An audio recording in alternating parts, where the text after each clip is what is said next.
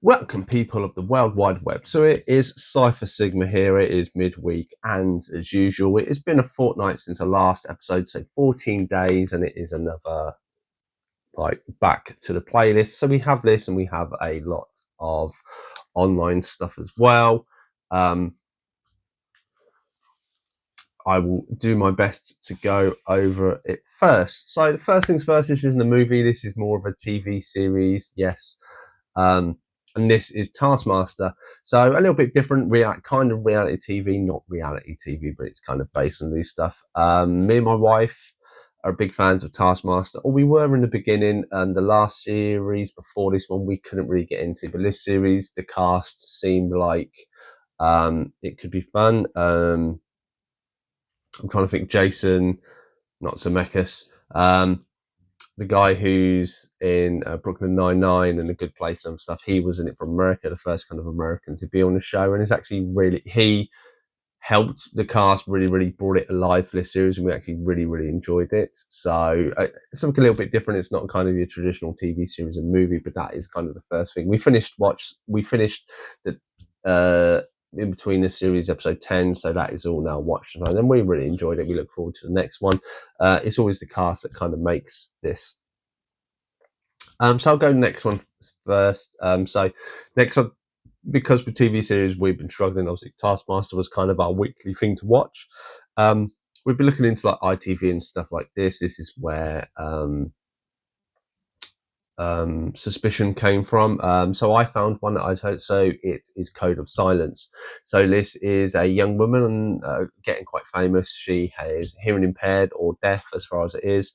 And this is 8 episodes, I want to say.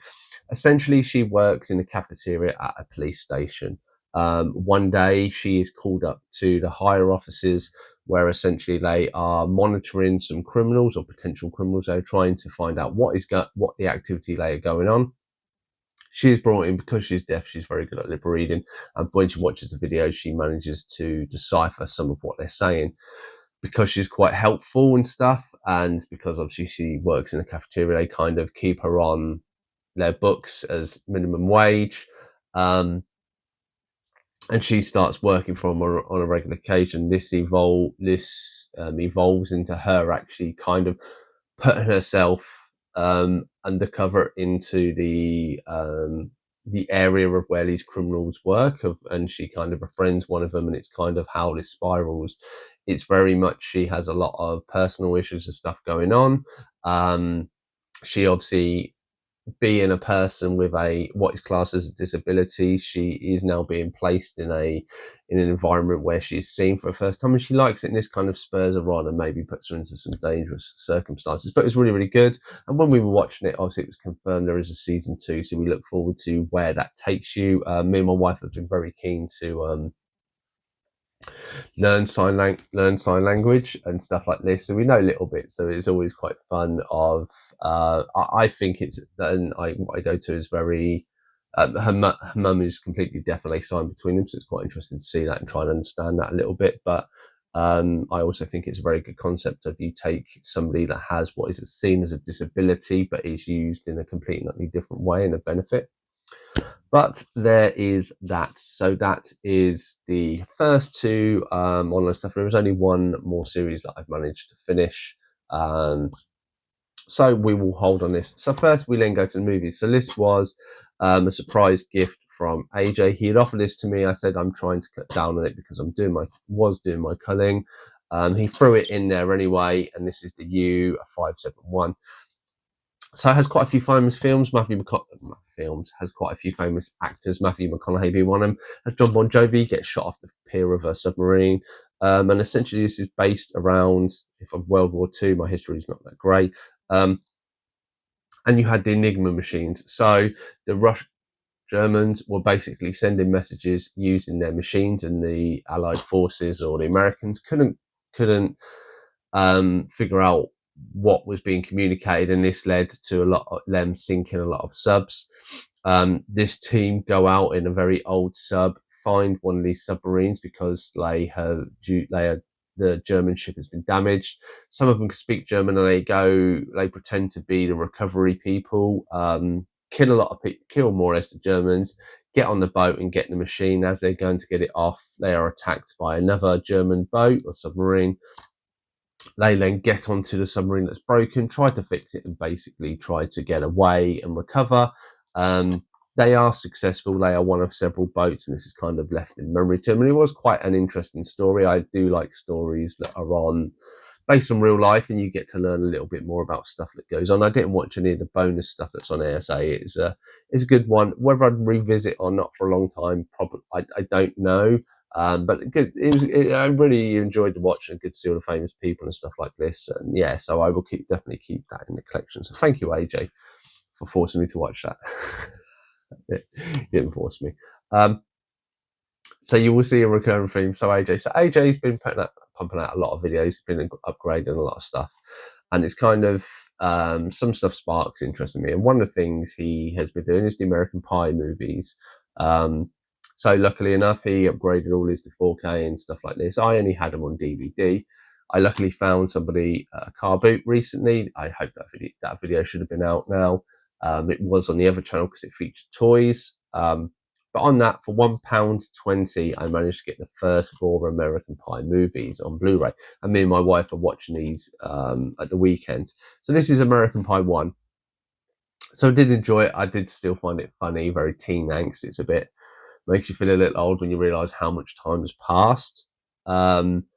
I did enjoy it. I very much enjoyed 2 better than 1 for obvious reasons. PE being at bang camp and stuff like this. And I think this movie, as much as it's enjoyable in that, it's more open. It spends a lot more time of you being inducted into the world of American Pie, whereas once you know the characters are established, you get a little bit more development and you can have a bit more fun with it, if that makes sense on compromise. But I still really enjoyed it, obviously, and glad to have it now in Blu-ray. So an upgrade, saved a little space, and obviously it was really, really cheap. So next up we have Every Which Way But Loose and Any Which Way You Can. So these are the 2, 1978 and 1980, I think. So Clint Eastwood, and obviously he has Clyde, his orangutan. Him and his brother get into some issues with a biker gang, the Black Spiders, Black Widows. And then it's they're 2 very different movies. Obviously, the first one, he comes across his country singer, falls in love. I didn't realize it was played by his wife. I don't know if it's his wife now. Probably down his age. Maybe she's not around, or maybe he got remarried because that's what Americans do. But it was quite fun and slapstick. Obviously, he is a boxer himself and earns money, and obviously he gets in with the wrong people and is driving. Clyde was great. Obviously, Clyde, the orangutan who played Clyde is aged out, so it's a different one. I quite like the one in the second one. That again, the story's a little bit developed, but most of the cast returned for it. The love interest of the brother isn't there. I think that's the only person, and kind of his mum aren't really featured in this one. But I really enjoyed the second one. I like the fact it's him having this big battle with this person, and then kind of there's a corrupt gang, and how kind of in the gang, the spider gang, or everyone's betting on him, stuff like this. And then, it's the whole typical fighting in buildings and smashing through walls and stuff like this. I really enjoyed both of these movies. Obviously, this was on the back of me and my wife going to do some orangutan feeding, so we got to feed some orangutans and got to meet them for our 10-year anniversary. So it kind of spurred us on to buy this. The wife wasn't interested because it's quite an old movie, and obviously Clint Eastwood and fighting, she's not a cup of tea, but I liked it, rewatching, glad to have these, and obviously it's 2 movies in one. You can't go wrong. It did not cost me a lot. Next up, we finally finished. So this is Naruto Shippuden Complete Season 10. So this is up to 459 episodes to 500. This completes the 720 episodes that make up Naruto. And I did absolutely love this. It does have a problem with fillers still being in the main story. But what they did is very early on in this, I think the first 10 or 20 episodes, you have the final battle. You have finishes the final fight, but Sasuke, Naruto against their main bad guy. They win. They then have the fight between themselves with a little bit of flashbacks, and then the last few discs actually go to are novels that essentially were released after the series finished and basically chronicle the kids growing up. Obviously, you have a sick Hokage in there, and then it leads to a wedding. I won't say who, but if you've seen the last movie, you kind of get where it's going, and it was really nice. It kind of was a little bit bittersweet because I've got Boruto to start watching at some point, but it was really nice to see the characters and how they've grown up and everything they've gone to. I just, as I say, with the timeline of the whole of Naruto Shippuden, I just wish there was a little less fillers, or there was fillers in between the story arcs. Outside of the story arc, sorry, not in between them. But great, I'm glad I finished it. Scratched it off my 100 list. So I think I'm at 73 or 74. So I'm way over the halfway point. So that is good. So next up, we have The Crow 2024. So this is the movie I listened to what I said. I spent a lot, £21, I think I got this on. It's quite funny. This is only region A, which I didn't realise. It doesn't play on my standard Blu-ray players or the Xbox, unfortunately. I will buy a cheap disc of the movie on DVD or Blu-ray and put it in here. So I had to watch it on Amazon Prime, even though this is here. And what did I think? And this is one thing that I appreciate. I kind of take from myself what I've learned. I learned of stuff that goes back is to give it time. I've given it time, obviously, because they had the anniversary and I got to watch The Crow in the cinema not a few months before this was released. Rewatching it as a Crow movie, I still don't like it. As a movie, it's gone up a little bit. Some of the stuff of the makeup of how Eric is conveyed, how stuff is shot, some of the CG, some of the demonic stuff and that. I actually feel that there are, at the base of this story, there are some key elements that do work. Again, I feel calling them Eric and Shelley, and I just think the actress who played Shelley, I just don't think was a right. Seemed like they had good chemistry. It just didn't convey. There are too much that goes on that you don't get a better sense of them as a couple and being in proper love. And that is displayed of how he keeps coming back and forth with the Crow. And I think that gateway person, even though there are like elements with the horse nut, which is from the books. So I like the fact that they did incorporate some stuff more from the source material than the original did. But you can tell it just seems too fragmented, and there are too much. They've obviously tried to do or had other themes that just didn't quite work, and I think it needed a stronger bond. To say the original fit, this was originally concepted and come into creation as Jason Momoa. He would have been a police officer and his family would have been killed. It kind of mirrors a little, or there are a few little elements of the second Crow movie. And I think that story would have been good. I'm not a big fan of Jason Momoa. I think he wouldn't have necessarily looked good, but I think the overall story would have worked really well. And the fact that they then adapted it into this shows that it just doesn't quite work. Glad to have it in the collection, though, and glad, obviously, the special edition because it looks really nice and obviously mirrors the work of James O'Barr, who drew the stuff. So I say, and 20 quid for this steelbook was a bargain in my eyes, or £21. So next up, we have more from AJ. So AJ gifted me these. He obviously upgraded them or whatever. I'll come across them. So this is Dragonheart 1 to 4.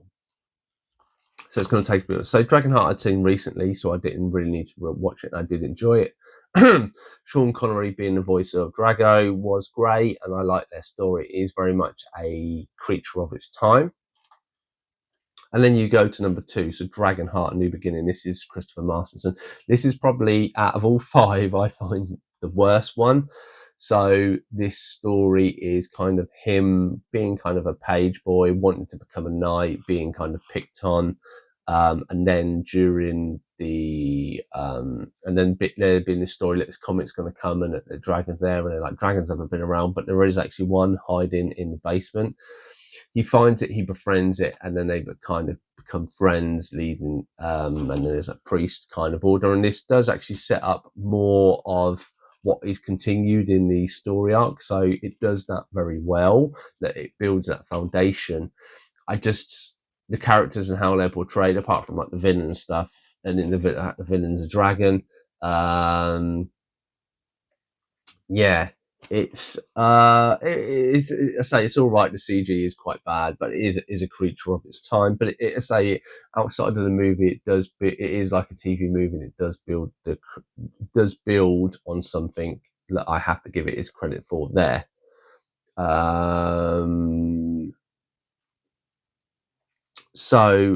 then we move on to the next one. So Dragon Heart, the Sorcerer's Curse. So this was quite a good one. This then took a different approach of where you had a kind of potential king, and you had a rebel faction. He had some friends, and you kind of,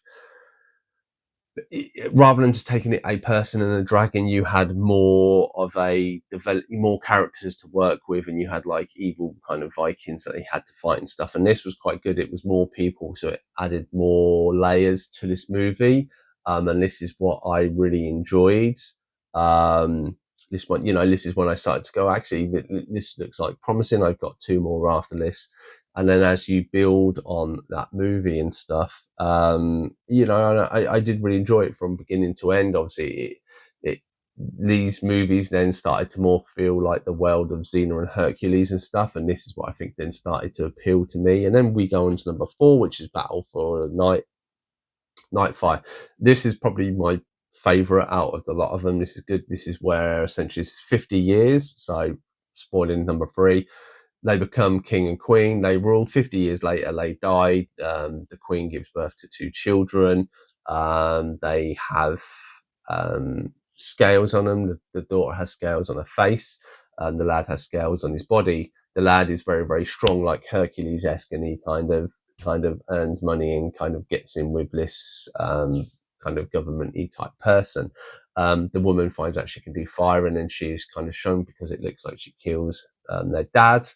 And then she comes back later with kind of these Northmen, and there is this big battle. And I really, really love this. I thought a lot of elements worked really well. You had a dragon coming along that found connection to them, and there was links to that.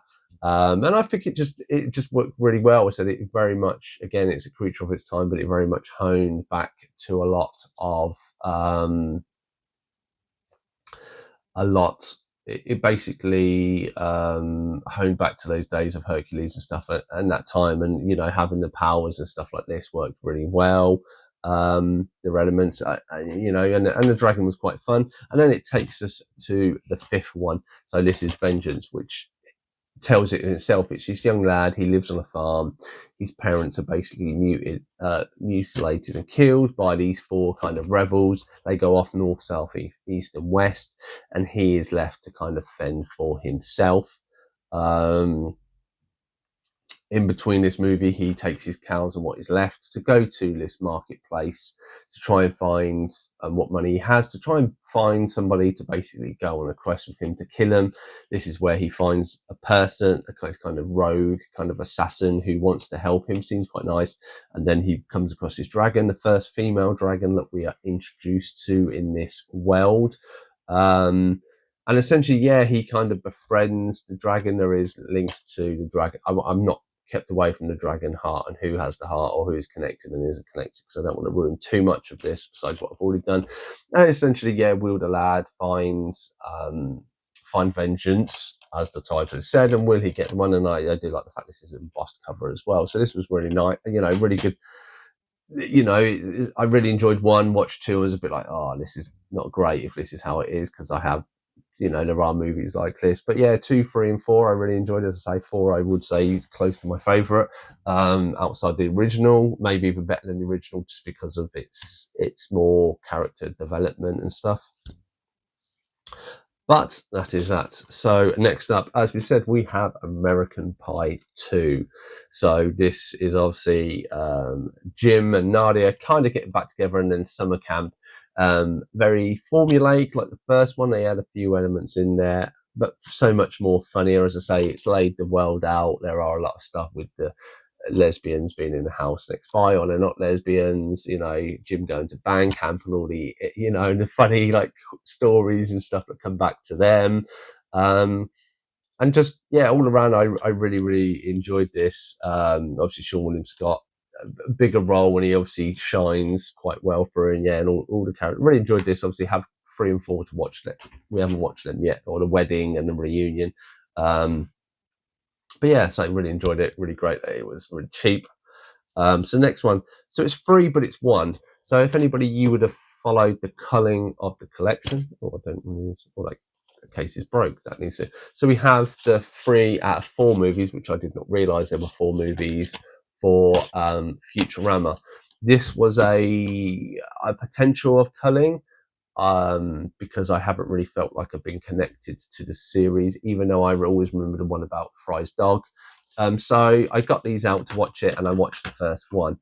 Within watching the first one, I've already decided that A, I'm going to keep them, B, I need to pick up 4, and B, I need to pick up series 1 to 8 because that seems to be all they've released. It is on Disney Plus, but I would like to have a box set of it of my own. The Blu-rays are quite expensive, so I'm going for a DVD box set because I think it's about that big and has all 8 seasons in it. So I want to get that. I really did enjoy it. It was one of the first animated series. So Futurama, Simpsons, and Family Guy, and a few. South Park. I haven't really touched. That is something I probably need to reopen that mind. And if I decide to keep a lot of that, it's maybe for a culling in the future. The Simpsons, like AJ said on the video, for me, it got to the movie and that was enough. I've kept the movie, everything else is gone. It's not something I would really revisit. I enjoy the movie. I've watched it, I think, 3 times. The series, it's a creature of its time, and I think its time is more or less past. Futurama, I was surprised. I really enjoyed it going back to it. I enjoyed it more as it went on, and different elements, and I did remember some of it. So it obviously goes to show that I really enjoyed it. Family Guy, I do enjoy revisit, but it's very much it's background noise. It's good to turn your brain off and have it there.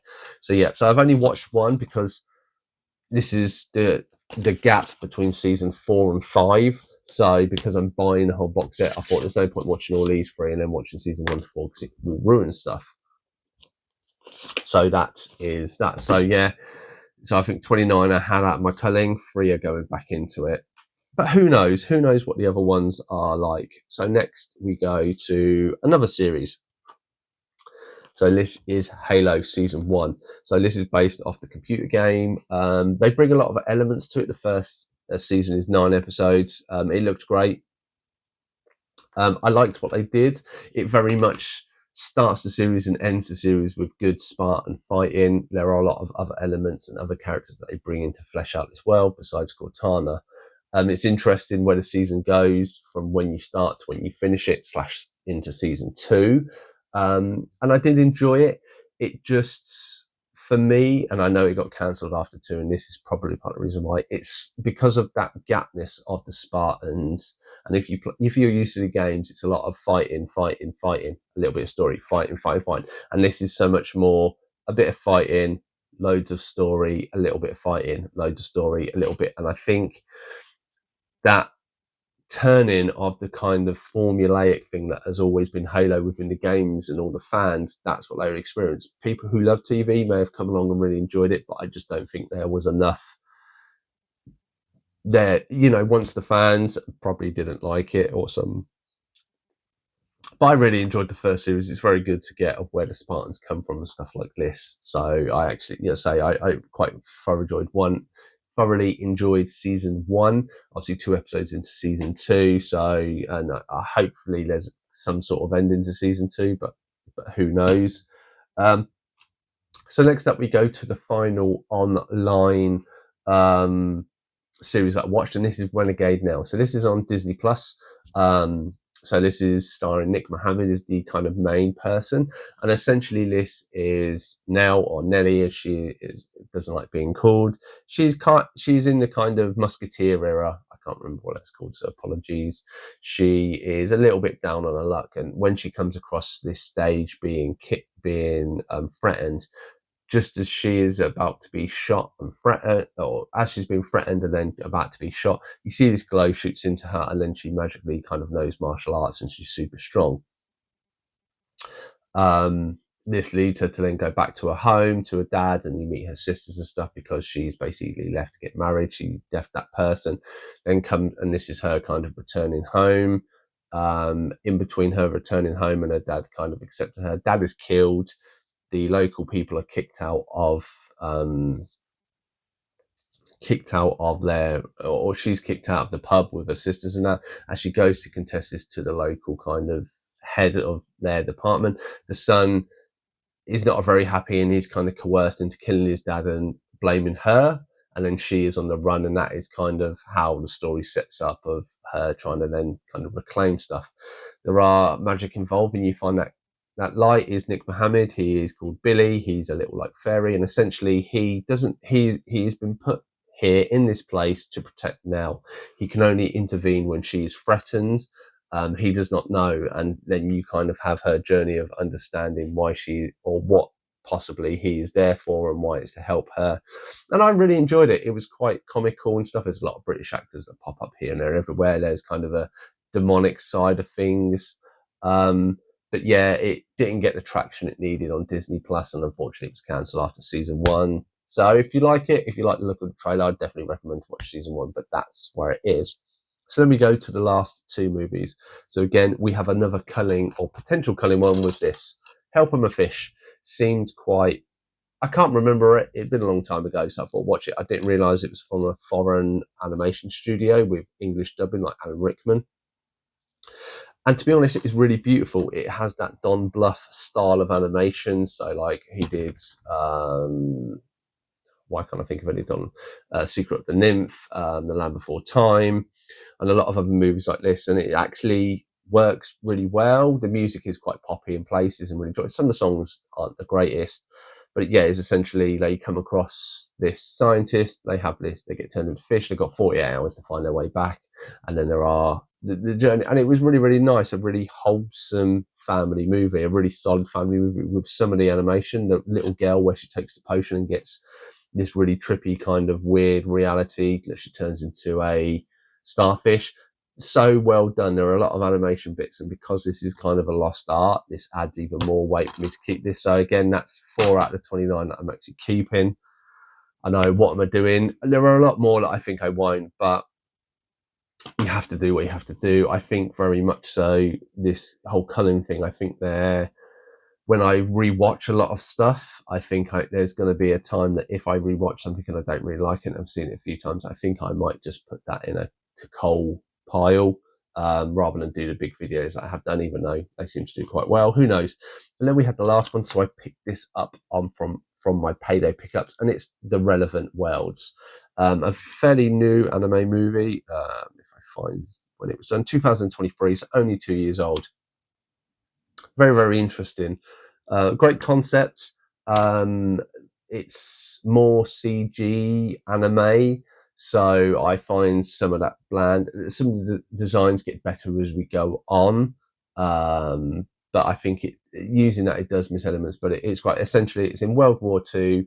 They look at some kind of technology, and what that technology does, they say it's a failure, but what it actually does is split the world, and there are 2 worlds. One grows up in peace, which is the normal Japan that you have, and then you have this alternate reality where you have these ministers who basically have this queen. She rules the world, and how they get round controlling her and stuff, and the humans, they basically execute them.